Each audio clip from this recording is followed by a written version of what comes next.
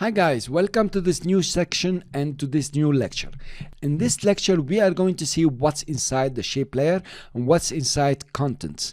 We are going to have just an overview because the properties are very many and explaining each one of them will not be practical. What we'll do, we'll have an overview now, and while you're doing projects later on, you will get to understand every single property practically and how to use it and how to manipulate it.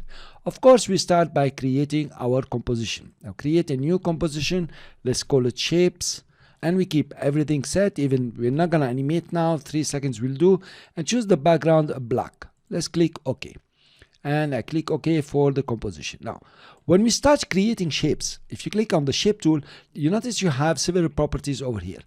The most important one, what I would like you to do here is to ensure that Bezier path is unchecked. Later on, I will show you when you check Bezier path, what will happen to the shapes. For now, keep it unchecked.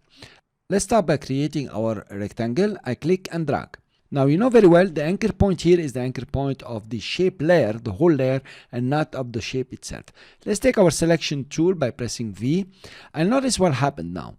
There are delimiters here that are different from the delimiters of the shape layer. There are some blue rectangles and inside there is a white dot. And there is another anchor point here is the anchor point of the shape. Okay, so you have the anchor point of the shape layer and now you have the anchor point of the shape itself. Let's swirl this one up and look inside contents. You have contents and it's not content, so it has an S. It means the contents can be many contents. Cool. Let's take a rectangle 1. And so if we have rectangle 1, we can have rectangle 2, 3, 4, 5, and so many. Let's scroll down to rectangle 1, and we find that we have a rectangle path 1. This is actually the shape itself. It is rectangle path 1.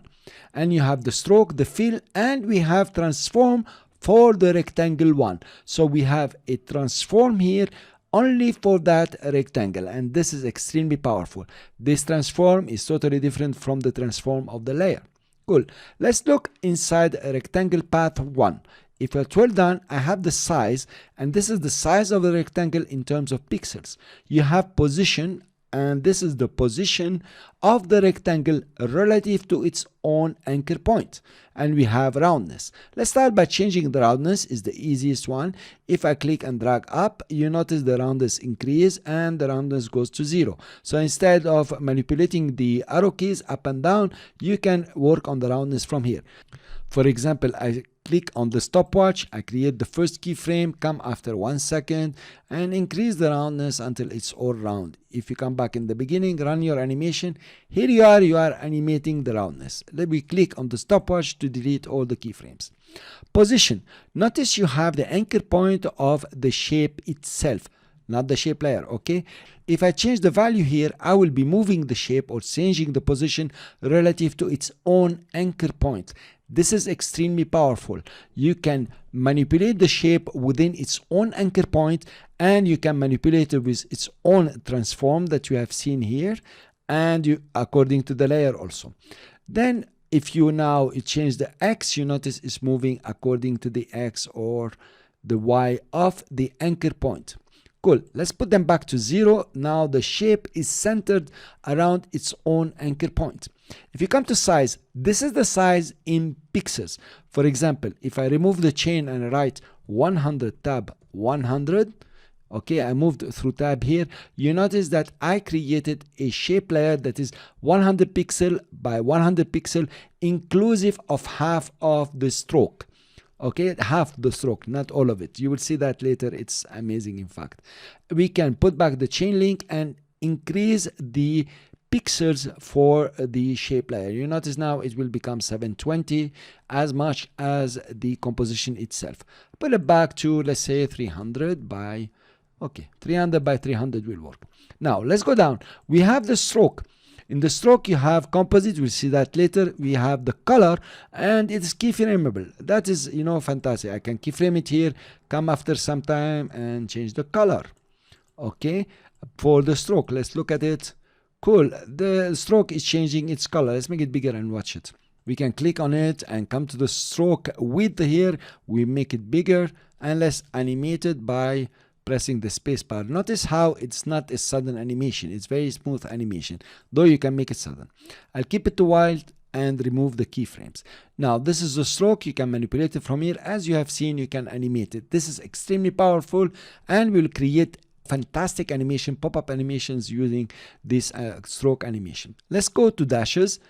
If I turn on dashes, there is nothing. I need to press on the plus to start creating the dashes. Now the dashes are 10 pixels wide. If I increase, the dashes increase in size, and the spacing in between dashes is also the same size, 47 here. So if you put, for example, 30, the space in between is 30 pixels and the dash width is 30 pixels. You can also use the offset, then the dashes will move around. You will offset them. It will become more obvious if you add and you have now a gap. This gap is 10 pixels now. Notice the dash is 30, but now you added the gap. The gap is 10. You can increase this gap to get less or more, in fact, if you want, of the dashes. And now if you use the dashes size, you have something happening. Cool. Then use the offset to move the dashes around. Quite some animations. All this keyframeable. Now I'll go back to line cap. Notice how they are cut like this. They are straight, the dashes. If I go to round cap, they become round. This is pretty amazing. Okay, guys. Now we go to fill. The fill here, you have the composite, the fill rule. We will see these ones in detail later on. You have the color, you can change it, and you can animate the color, and also you can animate the opacity within the shape itself. We come to the most interesting here. Let me remove the stroke. I put 0 and I will show you here. So we have the transform for rectangle 1. This is a special transform only for this rectangle within the shape layer. You notice that we had contents and rectangle 1. It means I can add rectangle 2 and 3. But this transform is only for rectangle 1. I can go through the position. Now the position here is the position of the shape within the shape layer. If I put it to 0, you will notice now I centered the shape within the shape layer. And this is how you center a shape inside your shape layer. Now I am sure by numbers that this shape is centered in the shape layer and also is centered in your composition, because a shape layer is always created in the center of a comp. Now there is a new one here that is called skew. You can skew it left and right, and you can change the angle and start skewing differently. It's very nice to use the skew. In fact, it is very nice to use the skew when you want to create parallelepipeds in this shape like this. So you don't need really to use the pen tool. You can come to skew here, put this one to 0, and here you are, you can skew it so it becomes on this side.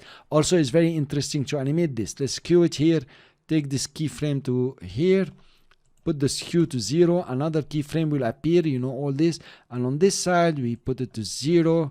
Notice your animation here, it goes like this and goes back. But also if you go from here to here, you have a very nice animation. I will go to the beginning and click on the stopwatch to remove the keyframes. Okay, now let's look what you can do in the viewer. I click outside, I click and choose the layer. I double click, and here I am with the free transform for the shape. And if I transform it here, you notice now you are transforming the scale of the shape, not of the layer. This affects the scale, for example, and of course if you move it around, you are moving it according to the position relative to the shape layer. That's true. You can also, if you notice here, you can rotate it and the rotation is affected. So with this kind of delimiters, you will be transforming the shape using the selection tool or using the rotation tool. Through exercise and through projects that we will build, you will learn everything there is to know about all these parameters, and they are very important. Actually, some great animations can be created here. I'll see you in the next lecture where we will compound shapes and start adding rectangle 2 and 3. See you then.